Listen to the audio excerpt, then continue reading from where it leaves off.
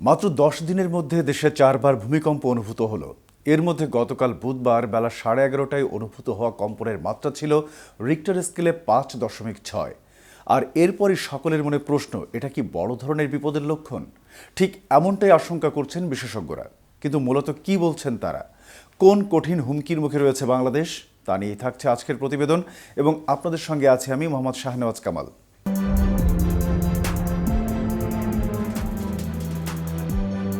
বিশেষজ্ঞরা বলছেন, বাংলাদেশের আশেপাশে ও দেশের ভেতরে ছোট বা মাঝারি আকারের ভূমিকম্প বেড়ে যাচ্ছে। আবহাওয়া অধিদপ্তরের হিসাব অনুযায়ী 2017 সালে বাংলাদেশে এবং কাছাকাছি এলাকায় 28টি ভূমিকম্প হয়। 2023 সালে এর সংখ্যা ছিল 41। গত বছর তা বেড়ে হয় 54। এটি ছিল 8 বছরের মধ্যে সর্বোচ্চ। এভাবে ছোট বা মাঝারি ভূমিকম্পের সংখ্যা বেড়ে যাওয়া বড় ভূমিকম্পের পূর্ব লক্ষণ বলে মনে করছেন বিশেষজ্ঞরা। ঐতিহাসিক ভূমিকম্পের পরম্পরা বিশ্লেষণ এবং দিন দিন সংখ্যা বৃদ্ধির কারণে এমনটা তারা মনে করছেন। ভূমিকম্প পর্যবেক্ষণ ও গবেষণা কেন্দ্রের ভারপ্রাপ্ত কর্মকর্তা রুবায়েত কবির বলেন, আমাদের ভূমিকম্প পর্যবেক্ষণ ইউনিট বেড়েছে।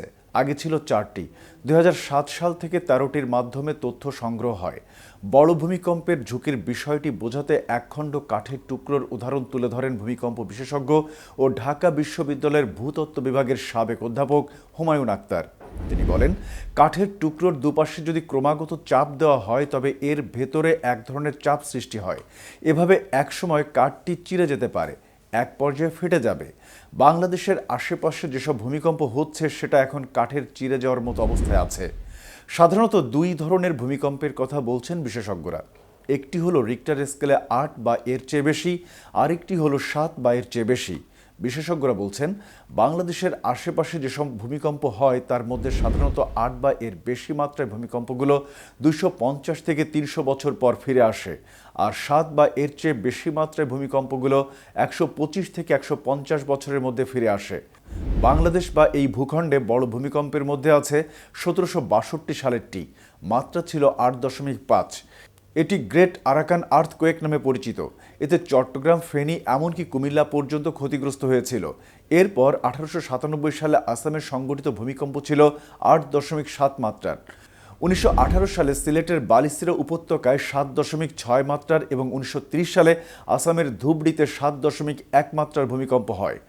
বাংলাদেশ প্রকৌশল বিশ্ববিদ্যালয়ের প্রকৌশল বিভাগের অধ্যাপক মেহেদী আহমেদ আনসারি বলেন, 1869 সালে সিলেটের কাছার এলাকায় 7.6 মাত্রার ভূমিকম্প হয়। 1918 সালে শ্রীমঙ্গলে ও 1923 সালে দুর্গাপুরেও বড় ভূমিকম্প অনুভূত হয়। এ কারণে সেখানে বড় ফাটলের সৃষ্টি হয়, যা সুপ্ত অবস্থায় আছে। ছোট ছোট ভূমিকম্প সেটিকে নাড়াচাড়া দিতে পারে। সম্প্রতি বড় মাত্রার ভূমিকম্প হয়নি মানে এই নয় আর বড় ভূমিকম্প হবে না। তাই এখনই প্রস্তুতি নিতে হবে, কারণ বাংলাদেশে বড় ভূমিকম্পের সময় হয়ে গেছে। এই ছিল এখনকার মতো। পরবর্তী ভিডিও দেখার আমন্ত্রণ জানিয়ে এখানেই শেষ করছি। এতক্ষণ কেটিভির সাথে থাকার জন্য ধন্যবাদ।